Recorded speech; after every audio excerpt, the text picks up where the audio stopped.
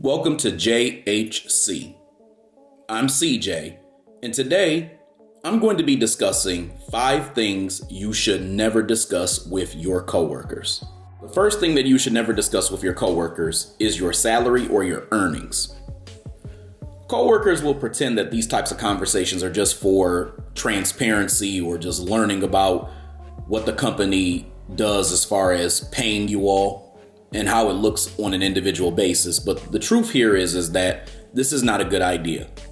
It creates jealousy, it creates resentment, it turns your casual coworkers into rivals, and then management eventually will use it to divide you all. The thing about choosing not to reveal what your salary is or your earnings or anything related to finances on the job is that you're not really hiding anything. You're just protecting your bag from being harmed by sharing too much. So a lot of times they talk about oversharing. This is one of those things that you can overshare and it can actually be a harm to you. Plus, again, this is not something that anybody should be in your business about.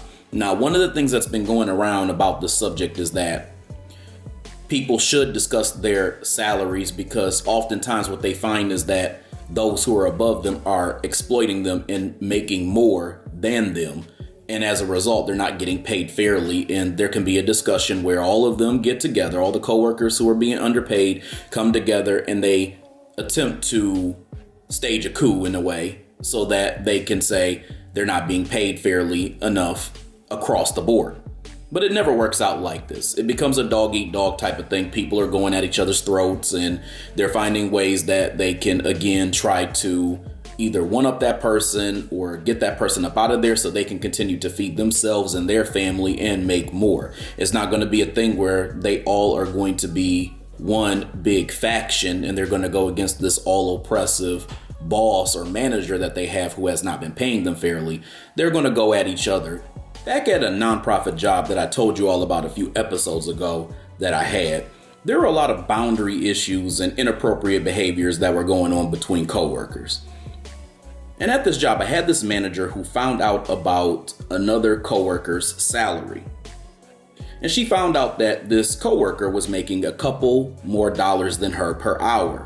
And she became obsessed with going to upper management and trying to figure out the hierarchy of why she was making less than this other coworker.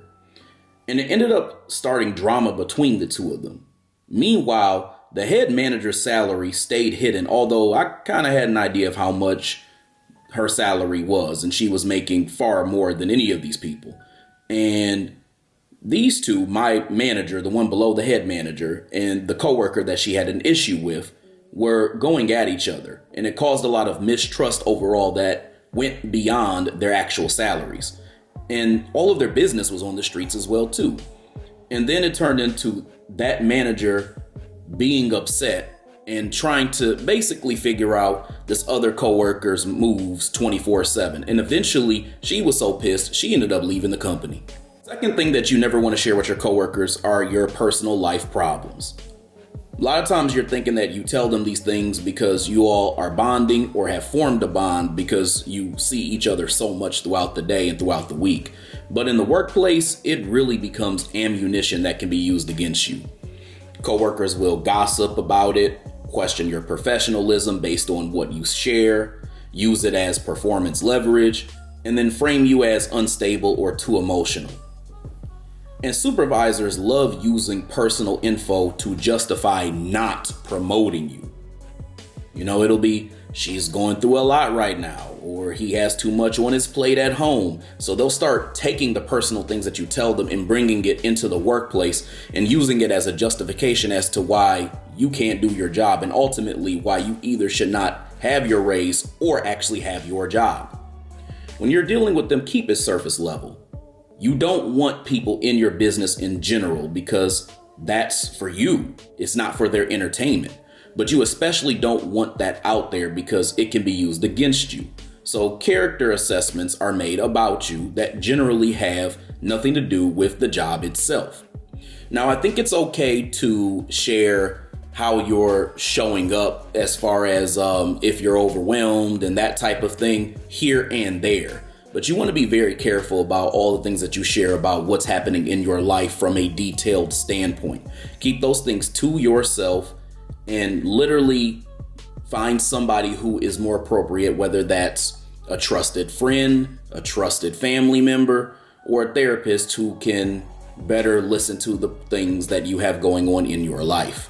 Third thing you never want to share with your coworkers are your career goals, especially if you're planning to leave the job.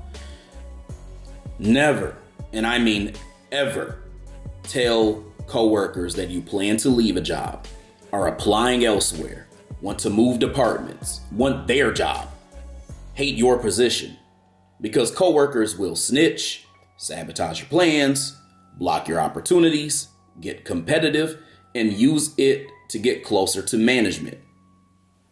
And I had a friend who used to work at this job, and she was a writer. And sometimes writers are told that if they're self-published, for example, which she was, to tell everybody about their work in order to get attendance at their signings and for people to purchase their books. So she told a few people at work. And in order to get ahead and in good graces with the company, one of the coworkers at the job found out about this, went back and then told management that she was working on a book during her work hours, which twisted the truth. They turned around and then they started scrutinizing everything that she did from then on, although it wasn't true. They ended up letting her go at a certain point even. Here's the thing. If you have career goals, silently finding ways to start working towards them and keeping them a secret or learning skills that are transferable on the low is the move. Hell, lie if you have to if you're ever asked a question on what you do in your spare time, if that may be something that's presented in the process. Don't try to tell them what your goals are, because they may get to talking about, what are the plans for the future? What would you like to do? Where would you see yourself and that type of thing? Don't reveal those types of things if they are outside of what you're doing related to the work that you are doing. Be very discreet about what you share when people are asking you these questions. Don't talk about your side hobbies, your side gigs, side passions. Those aren't for those people. You have to learn to separate these lanes. And the thing is, some of these jobs even have agreements that prohibit employees from working for another company, especially competitors, while being employed. And they do this through moonlighting policies, conflict of interest clauses, or duty of loyalty provisions in employment contracts. These types of policies restrict side jobs in order to protect company secrets, time, and focus. And if violated, it often leads to termination. The fourth thing that you do not want to share with your coworkers in the workplace is your true feelings about management. This is the biggest silent trap in corporate culture. Coworkers will fake bond with you through complaining, but then will turn around and repeat everything that you said, tone shift it, add extra spice to it, and leave out their part when they actually discuss these things with management. And suddenly, you are the problem employee, although this was supposedly a shared thing between you and the person that you complained to. As I told you all before, I worked in a nonprofit space, and there was this common culture in this space of trauma bonding, where you and your coworkers aren't friends, and in some cases, you don't even really like each other very much. But then management is so shitty, you form a bond with the coworkers because the management seems like a greater evil. It's almost like that saying that they say, the enemy of my enemy is my friend. That type of thing was going on, and it was very toxic. Or at the very least, it forms a false allyship where you think you have a safe space to vent. But let one of y'all be up for a promotion or one of y'all get into a jam. Most likely, they will not have your back. They will sell you out in order for them to either get their promotion or for them to keep their job at your expense. Vent at home, vent to a therapist, vent to a friend who actually gives a damn about you outside of the organization, but not in the cubicle aisle.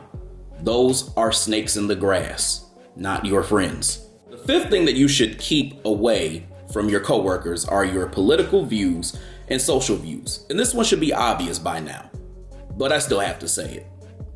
Corporate America turns basic humanity into controversy. When coworkers disagree with you on any core value related to politics or your social worldviews, they treat you differently, they don't give you the same grace, they gatekeep opportunities, biases creep in, and HR gets involved really fast.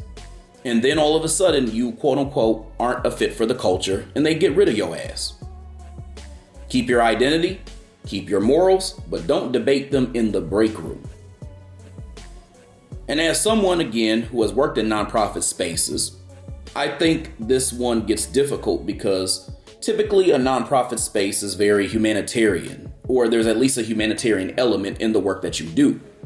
But even here, you have to be cautious about sharing these types of ideals. What I'd recommend is observing what others say so you know who they are and the type of person you're dealing with. But when it comes to your stuff, keep it to yourself. You don't have to agree with things. Matter of fact, I recommend you not agree with things so people don't make assumptions about who you are or what your views are, even if it's more of an implicit type of thing. Just attempt to be a neutral data collector and implement boundaries when people try to get close to you. And it's as simple as that. Thank you for tuning in to another episode of JHC. I'm CJ, and I'll talk to you later.